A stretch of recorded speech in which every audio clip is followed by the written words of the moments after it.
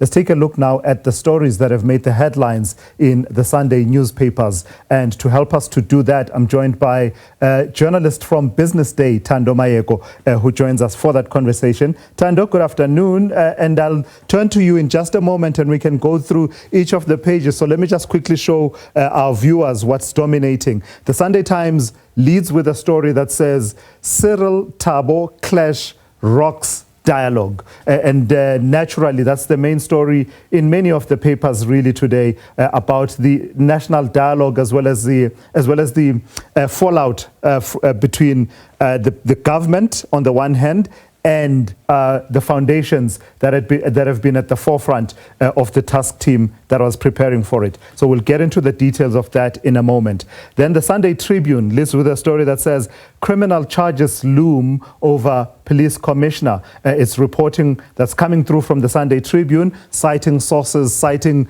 WhatsApp messages that they've seen that suggest that actually we could be on the verge of seeing the National Police Commissioner, Fani Masemola, being cuffed, which would be quite a dramatic turn of events. Let's go to the Sunday World, which leads with a story that says, DA threat to remove Ramaphosa, a declaration of war, says the ANC. And that comes from deliberations within the African National Congress, reflecting on 1 year of the government of national unity. So let's get then into the first story, Thando. Good afternoon once again. Cyril Thabo clash rocks dialogue. That is the Sunday Times lead story. Naturally, it comes after the various foundations late last week signaled that they were withdrawing from the task team, the preparatory task team for the national dialogue. What are the main highlights that you are gleaning from that story from the Sunday Times? Yes, so as you've said, Tulasizo, the Sunday Times is leading with a story regarding the upcoming national dialogue. This is, of course, ahead of the first part of the national dialogue, which is the national convention that starts on the 15th of August, this upcoming weekend. The story basically outlines the gist of why the foundations of iconic leaders in South Africa have pulled out of the preparatory team that includes the Thabo Mbeki Foundation, the Desmond and Leah Tutu Foundation, the FW de Klerk Foundation, and others. Basically, it's issues surrounding budget, issues surrounding enough time to prepare, issues around the participation of citizenry versus how much control the government has over the entire process. And what the story has basically outlined is that when it comes to the budget, initially there've been several amounts being thrown up. The foundations initially presented the government with a plan to host the national dialogue of 850 million rand.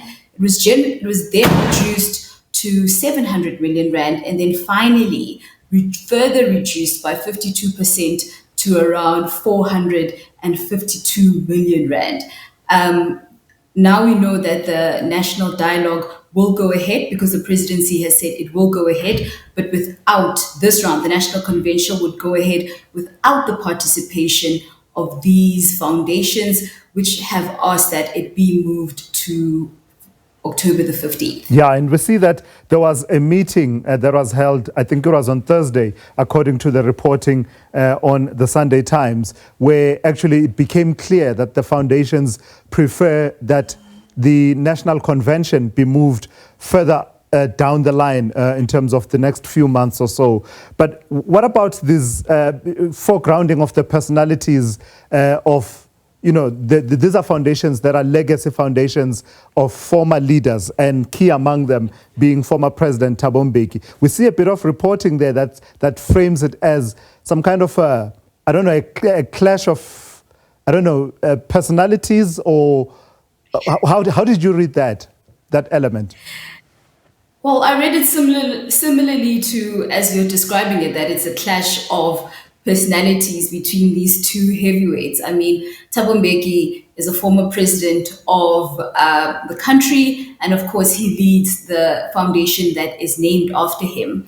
Prior to the general elections last year and afterwards, Thabo Maeko Foundation and the former president has been at the forefront of calling for a national dialogue that is citizen-led and not necessarily government-led in order to forge some sort of new social compact that will guide South Africans into the future, into the near future, that is until 2030. This idea, of course, was endorsed by parties in the GNU, and it forms part of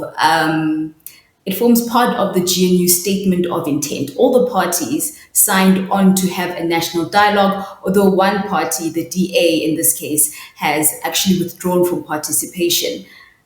We do know that on the Thursday meeting, according to the reporting by the Sunday Times, the president was briefed by the foundations, including the Thabo Mbeki Foundation. But prior to that, according to the Sunday Times, we had the ANC's NEC meeting in which to the former president Thabo Mbeki, the newspaper says, spoke glowingly of the National Foundation. But when it came to now Thursday, later on in the week, it seems like the tables had turned and it was now a case of President Cyril Ramaphosa against Thabo Mbeki. Yeah, it's an interesting way of framing it. And in fact, in the reporting, they cite other instances of difference of opinion between the two leaders. Let's go to the Sunday Tribune. The story leading there, it was reported some weeks ago, and I think it was dismissed. And we all moved on from it, and the focus returned to, what was said by Lieutenant General Nhlanhla Mkhwanazi and the subsequent announcements of various investigations. Now new reporting coming through from the Sunday Tribune. What do we glean into what they've been able to gather around whether or not the National Police Commissioner that I just mentioned a few moments ago could soon be cuffed? I mean, like you said, since the revelations by Lieutenant General Nhlanhla Mkhwanazi a few weeks ago, we see unraveling of the SAPS right in front of our eyes. This latest reporting alleges that there's a warrant of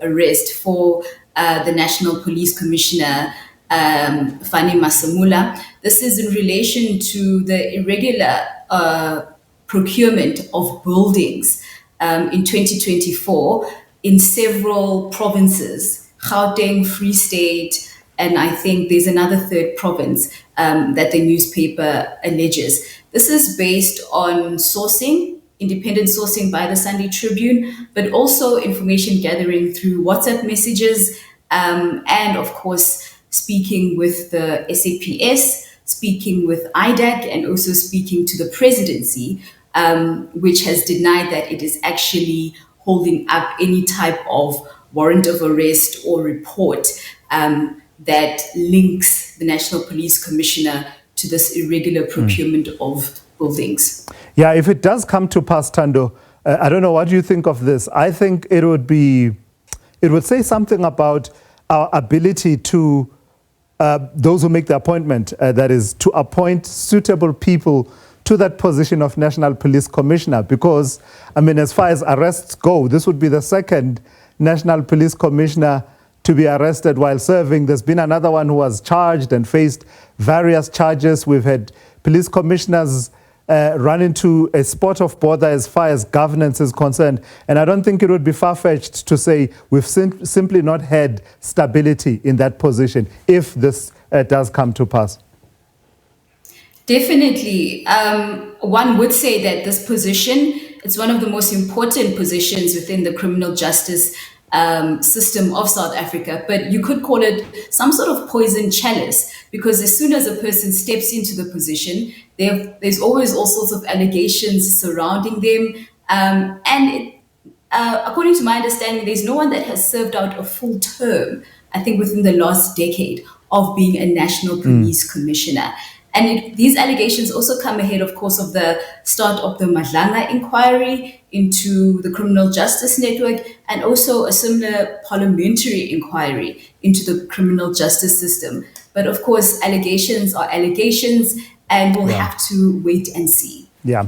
Let's go to the Sunday World. And the story that they are leading with is DA threat to remove Ramaphosa, a declaration of war, says the ANC. Thando, this, as far as the reporting goes, comes through from a yearly, a one-year review of the Government of National Unity that took place within the ANC. What further details come through from that story? Yes, the story is written by the Sunday's World senior political journalist Queen Maswabi. She has outlined what was presented at the ANC NEC last week by the Secretary General, and it looks into 1 year of the GNU, like you said. The GNU has been very fragile. I mean, the GNU, the two anchor parties, the ANC and the DA, have been at loggerheads since the start of the GNU, including issues of budget, including issues of policy such as expropriation without compensation, the Bella Act, and so on and so forth, including foreign policy.